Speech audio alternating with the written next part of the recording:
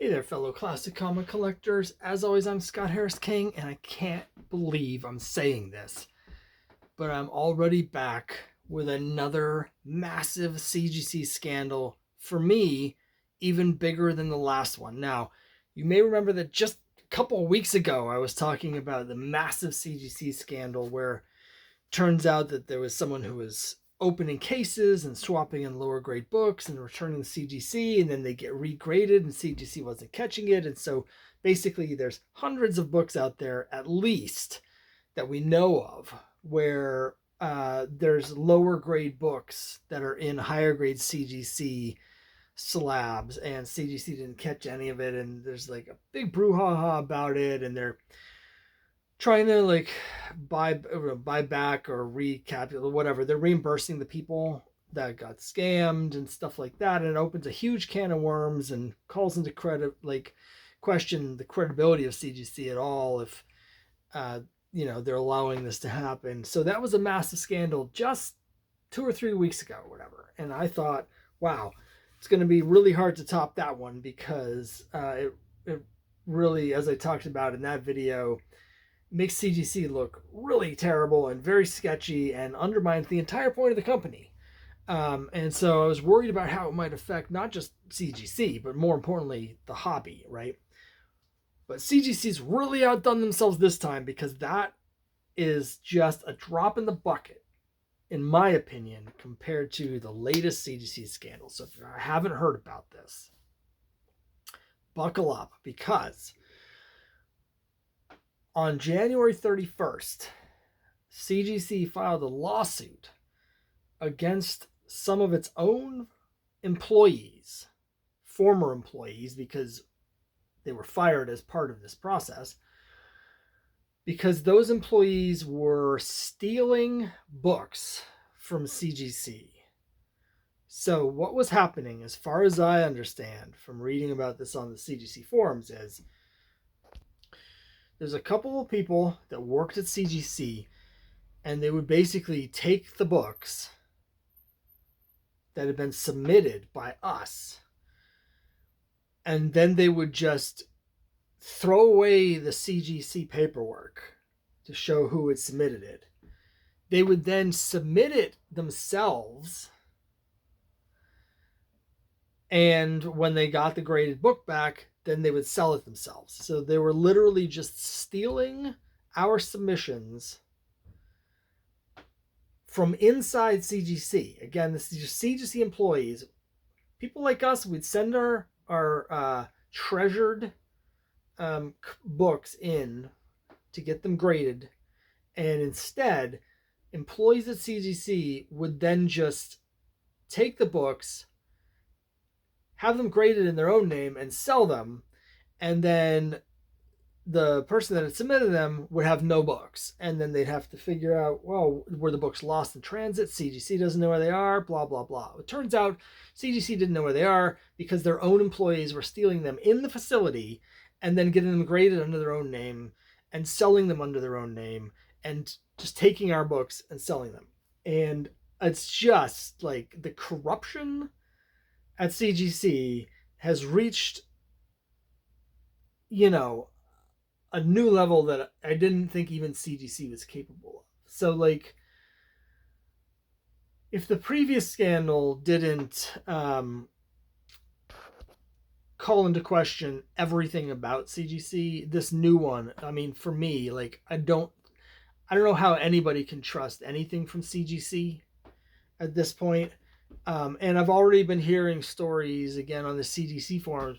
Other people who buy and sell comics have been saying that they've had issues with selling CGC stuff because the people that are going to buy it now, they don't trust what's in the case. They don't believe the grade. They don't believe the book. They don't know who it actually belongs to. And so they're already dealers that are having trouble with the CGC books they already own, reselling them, because these scandals are starting to filter out into the general collecting populace. I've talked at length about my issues with CGC in the past, and I do think that in theory they provide a valuable service, or a company like them that's actually run well and trustworthy should be able to provide an important, valuable service for the comic community so that people that are buying comics online know what they're getting, even though they're not able to inspect them in person. And so that's where my fear about the hobby comes into place, is because if you can't trust the third-party grading system, then you can't. Who are you going to be able to trust when you buy anything online? Obviously, it's better if you can buy stuff in person pretty much across the board, because it's usually cheaper in person and you get to inspect it.